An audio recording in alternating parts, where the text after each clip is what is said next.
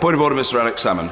Mr. Speaker, have you had any notification of a statement from the Minister of the Cabinet Office, or indeed the Prime Minister herself, on the Channel 4 report of last evening, which suggests that the Crown Prosecution Service has got 30 individuals that they have to report on for possible prosecution between the 20th of May and the early part of June?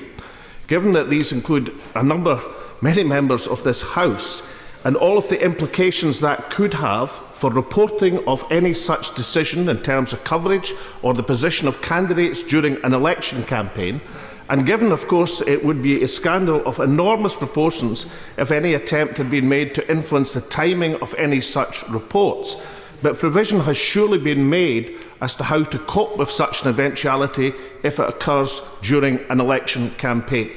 Now, given that the Prime Minister has decided to reappoint all of the campaign team who have already been fined by the Electoral Commission responsible for this burak, we cannot get ourselves into a position of that campaign team, up to and including Linton Crosby, having successfully bought one election, are allowed to buy another. To the right honourable gentleman for his point of order. My response is as follows. The rules governing the conduct of elections are not a matter for the Chair, and I hope the House will understand. I've given the right honourable gentleman a full opportunity to register his concerns, but I hope the House will understand that I have no intention of being drawn into this matter, which would be quite improper. What the police and the Crown Prosecution Service do and when is a matter for them. Members with views on these matters can and doubtless will express them. I will express no view on the matter. Very well, yes. I'm not sure there is, but I will give the honourable gentleman the benefit of the doubt. Further to that point of order, Mr. Dennis Skinner.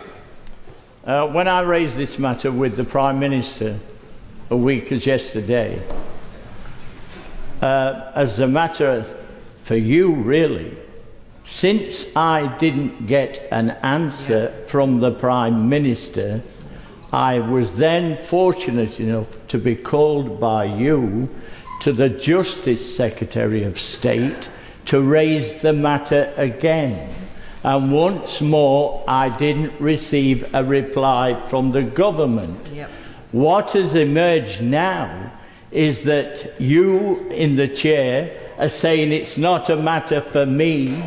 The Prime Minister says, doesn't respond to my accusation that the election should not have been called, and she didn't get a revelation on the Welsh Hills. She called a snap election in order to try and beat the Crown Prosecution Service. That's what this election is all about, and that's why it's a point of order for you, sir. The nature of the system is as has been described, and I think there will be a general acceptance that the police and the prosecuting authorities have responsibility in these matters. My responsibility is most certainly to hear colleagues and to err on the side of latitude in hearing colleagues who want to raise points of order, and I think I've done that very fairly.